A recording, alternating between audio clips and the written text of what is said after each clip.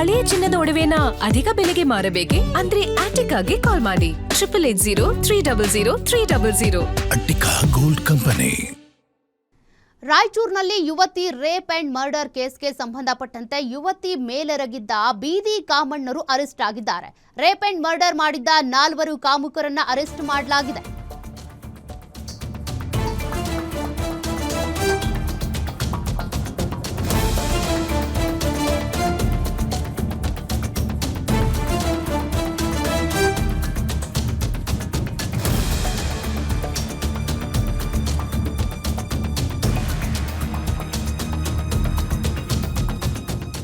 ಆರೋಪಿಗಳ ಹೆಸರನ್ನ ನೀವಿಲ್ಲಿ ಗಮನಿಸಬಹುದು. ಗುಂಡ್ಯಾ ಅಲಿಯಾಸ್ ಮೂಕ, ಮಹಾಂತೇಶ್, ವೀರೇಶ್, ಅಭಿಷೇಕ್ ಬಂಧಿತ ಆರೋಪಿಗಳು. ಮಾತು ಬಾರದ A1 ಗುಂಡ್ಯಾ ಅಲಿಯಾಸ್ ಮೂಕ ಪ್ರಮುಖ ಆರೋಪಿ ಈತ.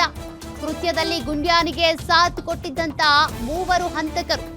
ಆಗಸ್ಟ್ 19ನೇ ತಾರೀಕು ಸಿರ್ವಾರ ವ್ಯಾಪ್ತಿಯ ಗ್ರಾಮದಲ್ಲಿ ನಡೆದಿದ್ದಂತ ಘಟನೆ ಇದು. ಸಂಜೆ ಬಹಿರ್ದೆಸೆಗೆ ಹೋಗಿದ್ದ ಆಕೆಯನ್ನ ಎಳೆದೊಯ್ದಿದ್ದಂತ ಗುಂಡ್ಯಾ ಅತ್ಯಾಚಾರಕ್ಕೆ ಯತ್ನಿಸಿದಾಗ 21 ವರ್ಷದ ಸಂತ್ರಸ್ತೆ ಕಿರುಚಾಡಿದ್ಲು. ಆಗ ಆಕೆ ಬಾಯಿ ಮೂಗನ್ನ ಮುಚ್ಚಿ ಅತ್ಯಾಚಾರ ಮಾಡಿರೋದು ಬೆಳಕಿಗೆ ಬಂದಿದೆ. ಬಳಿಕ ಆಕೆಯನ್ನ ಕೊಂದು ಮೃತದೇಹವನ್ನ ಬಾವಿಯಲ್ಲಿ ಎಸೆದು ಎಸ್ಕೇಪ್ ಆಗಿದ್ರು. ಸದ್ಯ ಈ ಬೀದಿ ಕಾಮಣ್ಣರನ್ನ ಪೊಲೀಸರು ಅರೆಸ್ಟ್ ಮಾಡಿದ್ದಾರೆ. ಪ್ರಾಥಮಿಕ ತನಿಖೆಯಲ್ಲಿ ಇಷ್ಟೆಲ್ಲ ಮಾಹಿತಿ ಗೊತ್ತಾಗಿದೆ. ನೋಡಿ, ಆರೋಪಿಗಳ ಫೋಟೋಗಳನ್ನ ನೀವು ಗಮನಿಸ್ತಾ ಇದ್ದೀರಿ. ಬಹಿರ್ದೆಸೆಗೆ ತೆರಳಿದಂತ ಯುವತಿಯನ್ನ ಈ ಗುಂಡ್ಯಾ ಅಲಿಯಾಸ್ ಮೂಕ ಏನಿದ್ದಾನೆ ಈತನೇ ಕರ್ಕೊಂಡು ಹೋಗಿದ್ದು, ಎಳ್ಕೊಂಡು ಹೋಗಿದ್ದು, ಅತ್ಯಾಚಾರ ಎಸಗಿ ಹತ್ಯೆ ಮಾಡಿ ಬಾವಿಗೆ ಎಸೆದು ಹೋಗಿದ್ರು. ವೀರೇಶ್ ಈತನು ಕೂಡ ಈ ಗುಂಡ್ಯಾನಿಗೆ ಸಾಥ್ ಕೊಟ್ಟಿದ್ದ. ಅಭಿಷೇಕ್ ಈತನು ಕೂಡ ಆರೋಪಿ. ಪ್ರಮುಖ ಆರೋಪಿ ಇಲ್ಲಿ ಗುಂಡ್ಯಾ ಅಲಿಯಾಸ್ ಮೂಕ, ಮತ್ತೋರ್ವ ಆರೋಪಿ ಮಹಾಂತೇಶ್. ಒಟ್ಟು 4 ಆರೋಪಿಗಳನ್ನ ಪೊಲೀಸರು ಈಗ ಅರೆಸ್ಟ್ ಮಾಡಿರೋದು. ಅದರ ಜೊತೆಗೆ ಅವತ್ತಿನ ದಿನ ಏನೆಲ್ಲ ಆಯಿತು ಅನ್ನೋದನ್ನ ಆರೋಪಿಗಳ ಬಾಯಿ ಬಿಡಿಸಿದ್ದಾರೆ. ಪೊಲೀಸರ ತನಿಖೆ ವೇಳೆ ಹೊರಬಿದ್ದಿದೆ ಗುಂಡ್ಯಾನ ವಿಕೃತ ಕಾಮ ಪಿಶಾಚಿಯಾಗಿದ್ದ ಕಾಮುಕ ಗುಂಡ್ಯಾ. ವಯಸ್ಸು 36 ಆದ್ರೂ ಕೂಡ ಮದುವೆಯಾಗದೆ ಓಡಾಡ್ಕೊಂಡಿದ್ದ ಈ ಗುಂಡ್ಯಾ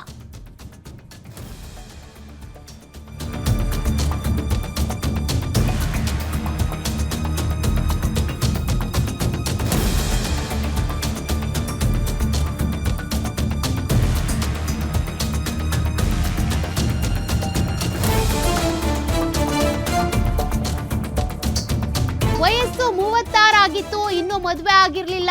ಕಾಮ ಪಿಶಾಚಿಯಾಗಿ ಮಾರ್ಪಟ್ಟಿದ್ದ ಈ ಗುಂಡ್ಯಾ. ಹಂಗಂತ ಮದುವೆ ಆಗದೆ ಇರೋರೆಲ್ಲರೂ ಕೂಡ ಕಾಮ ಪಿಶಾಚಿ ಆಗೋದಕ್ಕಾಗ್ಬಿಡುತ್ತಾ? ಇದು ಒಂದು ರೀಸನ್ ಅಷ್ಟೇ. ಕಾಮ ಪಿಶಾಚಿ ಆಗೋರು ಎಂತವ್ರು ಆಗ್ಬಿಡ್ತಾರೆ. ತನಿಖೆ ವೇಳೆ ಗುಂಡ್ಯಾ ನಟೋರಿಯಸ್ ರೀತಿಯಾಗಿ ವರ್ತನೆ ಮಾಡ್ತಿದ್ದ ಅನ್ನೋದು ಬೆಳಕಿಗೆ ಬಂದಿದೆ. ಗುಂಡ್ಯಾನ ಮನೆ ಬಳಿಯ ಇದ್ದಂತ ಹೆಣ್ಣು ಮಕ್ಕಳ ಬಯಲು ಶೌಚದ ಜಾಗ, ಮನೆ ಮಾಳಿಗೆ ಮೇಲಿಂದಲೇ ನಿಂತು ಹೆಣ್ಮಕ್ಳು ಶೌಚಕ್ಕೆ ಬರೋದನ್ನೇ ನೋಡ್ತಿದ್ನಂತೆ.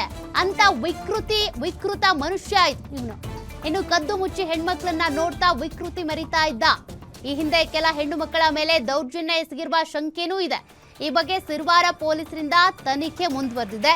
ಈಗ ಹೆಂಗೂ ಈತ ಅರೆಸ್ಟ್ ಆಗಿದ್ದಾನಲ್ಲ, ಈ ಸಂದರ್ಭದಲ್ಲಿ ಯಾರಾದ್ರೂ ಈ ಹಿಂದೆ ದೌರ್ಜನ್ಯಕ್ಕೆ ಒಳಗಾಗಿದ್ರ ಆ ಹೆಣ್ಣು ಮಕ್ಕಳ ಪೋಷಕರು, ಹೆಣ್ಣು ಮಕ್ಕಳು ಮುಂದೆ ಬಂದು ಈತನ ವಿರುದ್ಧ ಹೇಳಿಕೆ ಕೊಡಬಹುದು. 36 ವರ್ಷ, ಮದುವೆ ಆಗಿಲ್ಲ ಅನ್ನುವಂತ ಕಾರಣಕ್ಕೆ ಈತ ಹಿಂಗ್ ಮಾಡ್ತಿದ್ದ ಅನ್ನೋದು ಸದ್ಯಕ್ಕೆ ತನಿಖೆಯಲ್ಲಿ ಬಯಲಾಗಿದೆ. ಹಂಗಂತ ಮದುವೆ ಆಗಿಲ್ಲ ಅನ್ನುವಂತ ಕಾರಣಕ್ಕೆ ಕಂಡ್ ಹೆಣ್ಣು ಮಕ್ಕಳ ಮೇಲೆ ಕಾಮ ಪಿಶಾಚಿತನವನ್ನ ಮೆರೆದ್ ಬಿಟ್ರೆ ಪೊಲೀಸರು ಬಿಡ್ತಾರಾ? ಸದ್ಯ ಲಾಕ್ ಆಗಿದ್ದಾನೆ. ಪೋಷಕರು ಇದು ಒಂದು ಕೊಲೆ ದೂರು ನೀಡಿದ್ದಾರೆ, ಅತ್ಯಾಚಾರ ಆಗಿರಬಹುದು ಅನ್ನೋ ಅಂಶ ಸಹ ಹೇಳಿದ್ದಾರೆ. ಅದೇ ಪ್ರಕರಣಗಳಲ್ಲಿ ನಾವು ಕ್ರಿಮಿನಲ್ ಪ್ರಕರಣನ ದಾಖಲಿಸಿದ್ದೇವೆ.